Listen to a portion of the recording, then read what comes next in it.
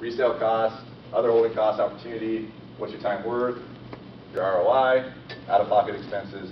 What's your time worth is a big one too, right? Is that house even worth your time? Is the wholesale worth your time? Is the property, is all that worth your time? Okay? So, if you don't know the numbers, if the numbers do not work, move on. Sometimes that means you have to cut your losses. If you're in the middle of a house, like we had a house, that house with the toilet that hit the seat, right? Or sorry, the door that hit the toilet, I didn't make any money on that house, right? I didn't lose any money either, because we had to cut our losses and just put it all in there. I actually gave all the money back to the investor that invested with me because of all the stuff that happened on that property. So I cut my losses because it was the right thing to do, and we just got the house done and got it gone, right? That happens. I can say I've never lost money on a house, but I've never made money on a house too. Okay? Now, let's go back to Inglewood. We have all these details. We don't know if we have the right numbers we don't have the right decision to make yet. So we have to do our own due diligence. So we go walk the house. We look through it. We bring out, for us, if you don't know your own rehab, then you bring out contractors or you figure that out, right? Maybe you don't buy a house in 24 hours. Right? Maybe you take a few more days, get an inspection period, right? If you can do that. Bring contractors out, bring people you trust, figure out your rehab numbers, get a realistic plan. And if you really don't know it, I'll give you one hint, right? If you see a 3,000 square foot home and somebody tells you the rehab's 40 grand, right? They're probably not true at all, right? So, because if you think about cost per square foot for rehab, this is not a science at all. This is a very, very, very loose way to analyze rehab. Have you guys heard this before? How to analyze rehab price per square footage? We never do it, but if I'm just glancing at a house, I might quickly run that number real quick, right? Just to see if I should keep looking at it.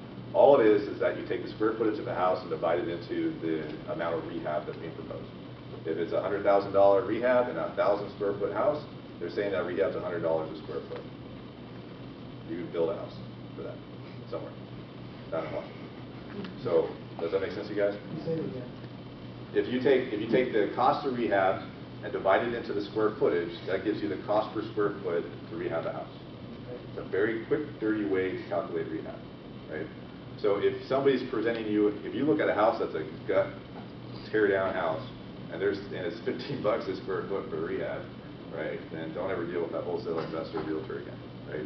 They don't know. I'm going to say something to that point. A lot of you guys listen to gurus across the country or whatever, and when they're talking about, sometimes they're teaching, they're talking about the cost per square foot to rehab a house, completely different in every market. Yep.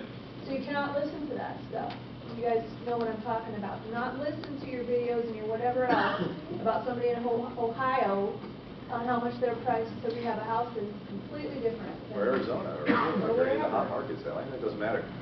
We have, Washington's unique. We have, everybody can be a contractor here. You pay $350 or whatever it is, and then you get your insurance and bond and you're in DC, right? So you got to watch that. Everybody can be that. You're supposed to be that as a flipper, right? Or you used to be. That's dumb. But anyways, then you have the fact that materials are more expensive here and labor is more expensive here. And every house is old. Right? A lot of these gurus flip houses in Atlanta, they flip houses in Arizona, they flip houses in Las Vegas, they flip houses in Florida. These are all typically 1980, 1990, 2000 year builds. Right?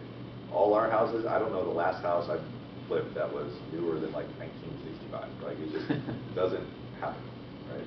This house was 1986, so I guess I lied, but that's rare, right?